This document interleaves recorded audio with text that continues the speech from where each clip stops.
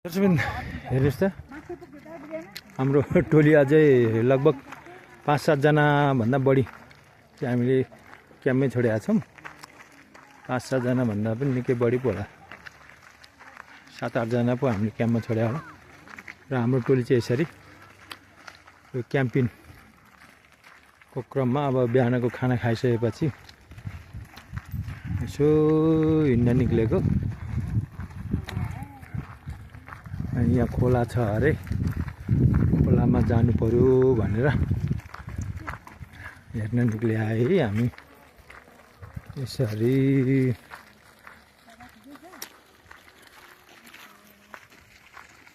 डाँडाकाँडा चाहिँ यस्तो छ, जङ्गल अब सकिएर डाँडाकाँडा, तर डाँडाकाँडा पनि कुनै किसिमको मानवीय बस्ती छैन। यहाँ मानवीय संरचनाहरू मात्रै छन्, अलिअलि संरचना भनेर पनि यसो बनाएका केही कुराहरू छन्। तर क्यानाडामा यस्तो छ, जहाँ मान्छे जान सक्छ र जहाँ मान्छे बस्न सक्छ त्यहाँ सबैतिर बिजुली पुगेको छ र त्यहाँ सबैतिर बाटो पुगेको छ। जस्तो बाटो भए पनि, कच्ची बाटो हो नि पक्की बाटो भए पनि, जहाँ पनि डाँडाको टुप्पैमा किन नहोस् सबैतिर पुगेको छ। अब यो ठाउँ अहिले हेर्दाखेरि यहाँ हिउँ पर्छ र भने जस्तो हुन्छ, तर यहाँनिर 5 फिट 7 फिट 10 फिटसम्म हिउँ पर्छ यहाँनिर हिउँमा। अब 1 महिना मात्र बाँकी छ यहाँनिर हिउँ पर्नको लागि। अहिले हामी जुलाईको यो आज हामी कति तारिकमा छौँ भन्दाखेरि 25 तारिकमा छौँ। अब अगस्त सुरु हुन्छ, अगस्तको 15 देखि यहाँ हिउँ पर्छ। अब 15-22 दिनदेखि यहाँ हिउँ पर्न थाल्छ। अनि हिउँ पर्दै गएपछि 5-7 फिट 10 फिटसम्म चाहिँ हिउँ परेर यो डाँडाकाँडा सबै ढाक्छ। त्यस्तो खालको यहाँनिर चाहिँ अहिले यस्तो छ।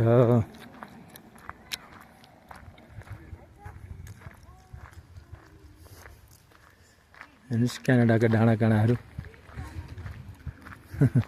हिउँ पर्दा यहाँ घाम लाग्छ र यहाँ पनि न्यानो हुन्छ र यहाँ पनि तातो हुन्छ र भने जस्तो।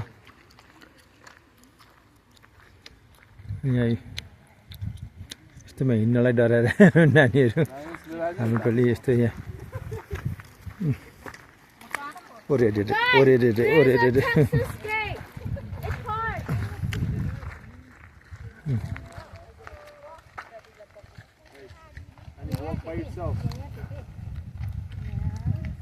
खुट्टा चिराउला है।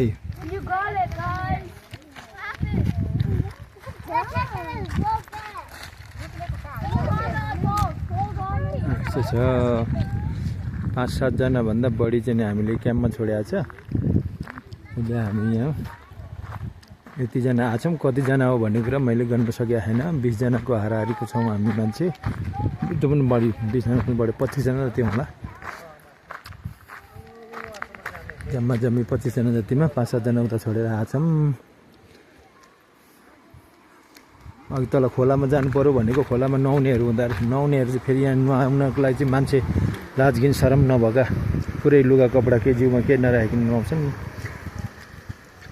छोरा मान्छे होस् कि छोरी मान्छे होस्, लाज शरम घिन केही पनि हुँदैन। जसले लाज मान्यो उसले आँखा छोपेर हिँड्ने हो, जसले शरम मान्यो उसले आँखा छोप्ने हो, अन्यथा यहाँ केही हुनेवाला छैन। अब यहाँ हामी सरसम्झौला इष्टमित्र सबैसँग हिँडेका छौँ, त्यसले गर्दाखेरि हामी त्यसरी हिँड्न सक्दैनौँ। खोलामा त्यहाँ जान नसकेर हामी चाहिँ यहाँनिर। हजुर त्यहाँनिर चाहिँ खोइ अफिस हो कि हो,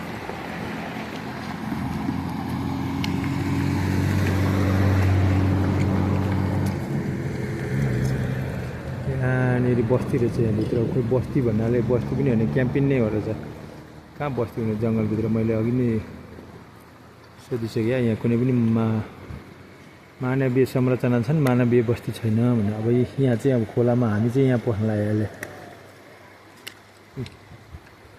हाम्रो टोली यहाँ पस्न लागेको चाहिँ। बाबु यताबाट आउनु नि, यताबाट होइन, त्यताबाट भन्दा नि यता कता, त्यताबाट शीतलको लागि। यो यहाँनिर यहाँ जहाँ अब गाई बस्तु भन्नाले जङ्गली त होइन, तर यहाँ पालेकै हो नि त, यहाँ छाडा हुन्छ नि यहाँको गाई बस्तुहरू हो। त्यस्तै गाई बस्तुहरू चाहिँ यहाँनिर आएर पानी खाने ठाउँ भनेर भन्ने खोलाहरू चाहिँ यहाँ कति राम्रो। अब यो टोली हाम्रो खोलातिर जाँदैछ।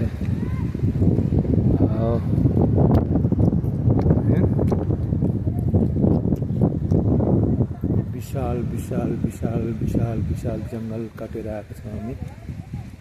20 किलोमिटर जति जङ्गल नै काट्यौँ।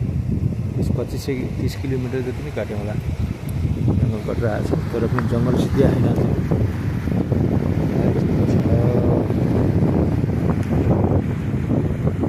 पक्रेर आएको खोलाहरू पक्रिन अझै पक्रिसकेको छैन, अब पर्नु लगायो। त्यहाँ हामी क्याम्प बसेको थियौँ, अलिकति पश्चिमपट्टि हिउँको निकै ठुलो ताल रहेछ, हिमताल रहेछ। अझै पक्रिसकेको छैन त हिमताल।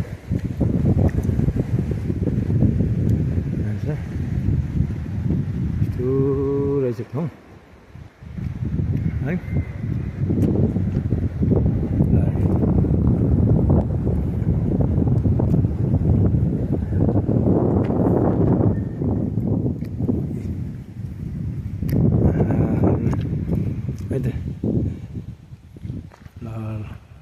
ल तपाईँलाई कस्तो लाग्यो कृपया कमेन्ट गरिदिनु होला।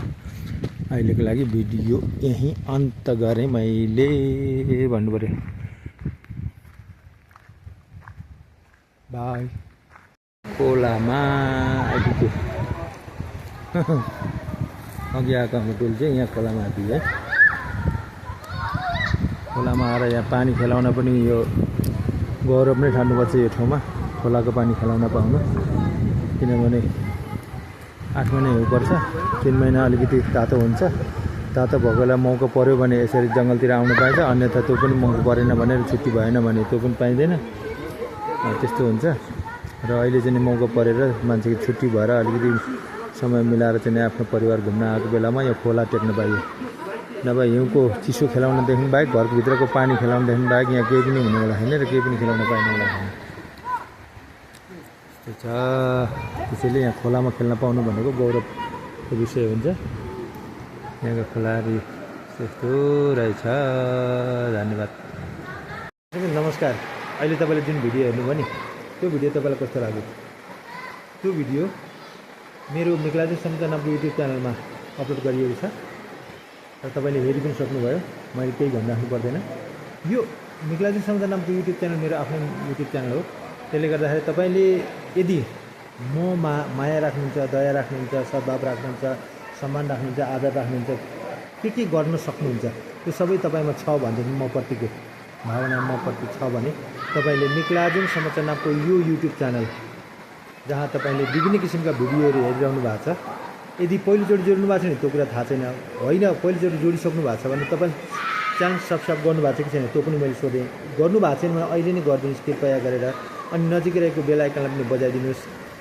यदि तपाईँले पहिलोचोटि नै भिडियो हेर्नु भएको छ भने यो मेरो आफ्नो च्यानल हो। मेरो जम्मा 3वटा च्यानल छन्। एउटा युट्युब च्यानल मेघलाजुङ समाचार नामको YouTube channel, Facebook channel Dambar Janteli जो अङ्ग्रेजीमा लेखिएको छ, र एउटा टिकटक आइडी डम्बर जाँतेली छ जो चाहिँ नेपालीमा लेखिएको छ। नेपालीबाट लेखिएको डम्बर जाँतेली टिकटक आइडी, अङ्ग्रेजीबाट लेखिएको डम्बर जाँतेली फेसबुक आइडी, र मेघलाजुङ समाचार नामको युट्युब च्यानल मेरो आफ्नो च्यानल। जम्मा 3वटा च्यानल छ। यो 3वटा च्यानलमा तपाईँ गएर मेरा गतिविधिहरू, मेरा विचारहरू, मेरा घटना परिघटना, दृश्य परिदृश्यका विषयवस्तुका कुराहरू तपाईँ हेर्न सक्नुहुन्छ र मलाई मूल्याङ्कन गरेर तपाईँले टिकटकमा लाइक गर्न सक्नुहुन्छ, कमेन्ट गर्न सक्नुहुन्छ, फलो गर्न सक्नुहुन्छ, फेभरेट गर्न सक्नुहुन्छ, अनि सेयर पनि गर्न सक्नुहुन्छ। भने फेसबुक पेजमा पनि तपाईँले सबैभन्दा पहिले फेसबुक पेजलाई फलो गरिदिनुहोस्, त्यस पछाडि लाइक गरिदिनुहोस्, कमेन्ट गरिदिनुहोस् है त।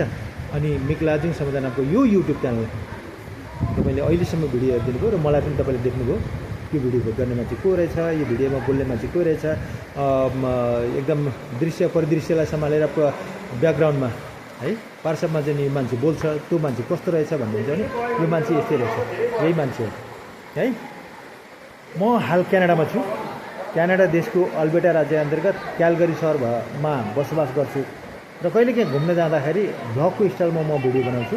त्यो भ्लगको स्टाइलको भिडियो चाहिँ तपाईँले मिकलाजुङ समाचार नामको युट्युब च्यानलमा हेर्न पाउनुहुन्छ।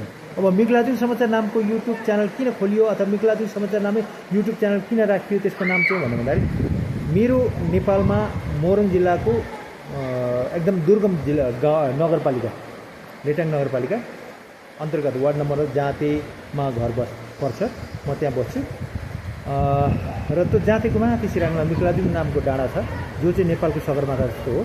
र त्यसैले मेरो जाँतेको सगरमाथा मैले मिकलाजुङ मान्छु, मेरो शिर हो मिकलाजुङ भने मैले उसलाई किन नमान्ने भनेर मैले मिकलाजुङ भनेर मैले मेरो च्यानलको नाम राखेको। अनि समाचार भने किन राखेको भने तपाईँले ज्ञान लिनु, समाचार भनेको ज्ञान, सचेतना होइन, चेतना, बुझाइ, बुझ्ने कुरा भएकोले गर्दाखेरि तपाईँले मेरो भिडियोबाट केही कुरा बुझ्नुहुन्छ, ज्ञान लिनुहुन्छ, देख्नुहुन्छ, जान्नुहुन्छ र परिस्थिति, घटना परिघटना, दृश्य परिदृश्य तपाईँले बुझ्न सक्नुहुन्छ र ज्ञान लिनुहुन्छ भन्ने अभिप्रायले मैले समाचार भनेर राख्ने। किनभने म त पत्रकार पनि हो है, पत्रकार पनि भएको कारणले गर्दाखेरि मैले त्यो भिडियोमा अथवा त्यहाँ राख्ने भिडियोहरू समाचारमूलक, ज्ञानमूलक, चेतनामूलक हुने गर्छन्। सार्वजनिक महत्त्वका विषयवस्तु पनि म कहिलेकाहीँ राख्छु भने दृश्यमूलक विषयवस्तु, घटनामूलक विषयवस्तु र अन्य यात्रामा रहेका मनोरञ्जनात्मक रूपका वस्तुहरू त्यहाँ राख्ने भएकोले मैले समाचार भनेर राखेको। त्यसैले मिकलाजुङ समाचार नामको मेरो युट्युब च्यानल हो। मैले त्यो युट्युब च्यानलको नाम मिकलाजुङ समाचार राख्नुको कारण त्यही हो। र मेरो डम्बर जाँतेली भनेर मैले चाहिँ डम्बर मेरो नाम हो, जाँतेको छोरो भएकोले मैले जाँतेली भनेको। फर्स्टमा म नेपाली हुँ तर त्यस पछाडि म जाँतेली हुँ। तर म जाँतेसँग मेरो नाता गाडिएको, नाता जोडिएको, सालनाल गाडिएको ठाउँ भएकोले मैले जाँतेको माया गरेर मैले जाँतेली राखेको। अन्यथा जे सम्झे पनि र मैले यसरी भिडियोहरू चाहिँ अपलोड गर्ने गर्छु। र यो अहिले चाहिँ म मेरा आफन्तहरूसँग घुम्न आएको थिएँ क्याम्पिनमा आउँदाखेरि मैले अघि भनिसकेको छु त्यो दृश्य जोडेर मैले यो पुलको मुनिबाट, क्यानाडाको पुलको मुनिबाट चाहिँ म बसेर यो भिडियो बनाएको। मेरा आफन्तहरू त्यहाँनिर हुनुहुन्छ है त। अघि आफन्तको भिडियो त अहिलेसम्म हेरिसक्नुभयो र अहिलेसम्म फेरि पनि यो जोडेर मैले बोलिरहेको भिडियो पनि जोड्दाखेरि निकै यो भिडियो लामो भयो। तर लामो भिडियो पनि तपाईँले चाहिँ एकदमै मन पराएर हेरिदिनु भयो। अहिलेसम्म हेरिदिनु भएकोमा म यो मतलब राख्छु, अहिलेसम्म तपाईँले हेर्नु भएको छ, अपेक्षा राख्छु अहिलेसम्म हेर्नु भएको छ। अनि अहिलेसम्म तपाईँले जति पनि युट्युब च्यानलमा हेर्नुभयो त्यो सबै तपाईँलाई मन परेको छ आशा राख्छु। र म जहाँ जान्छु म त्यहाँ तपाईँलाई लिएर जान्छु भन्ने अभिप्रायले मैले बनाएको भिडियोहरू तपाईँलाई मन परेको छ भने फेरि पनि भन्छु मेरो च्यानल सब्सक्राइब गरिदिनु होला, नजिक रहेको बेल आइकन बजाइदिनु होला, मन परेमा लाइक गरिदिनु होला, सेयर गरिदिनु होला, कमेन्ट पनि गरिदिनु होला। र मेरो फेसबुक पेज डम्बर जाँतेली नामको फेसबुक पेज फलो गरिदिनु होला। त्यहाँ भएका विषयवस्तुलाई मन पऱ्यो भने लाइक गरिदिनु होला, कमेन्ट गरिदिनु होला। र टिकटक आइडी डम्बर जाँतेली नामकै छ, डम्बर जाँतेली नामकै टिकटक आइडी, त्यो चाहिँ नेपालीमा छ हो। त्यो आइडी पनि त्यहाँ पनि फलो गरिदिनु होला। 10,000 पुगिसकेको छ फलो त है, फलोवर्सहरू। र 10,000 फलोवर्स पुगे पनि तपाईँ साथमा रहेर जोडिनु होला। त्यहाँ फलो गरिदिनु होला, भएका विषयवस्तुलाई लाइक गरिदिनु होला, कमेन्ट गरिदिनु होला, फेभरेट गरिदिनु होला र सेयर गरिदिनु होला है त। त्यति भन्दै म बिदा चाहन्छु। हस्त नमस्ते, बाई बाई, फेरि भेटौँला अर्को भिडियोमा।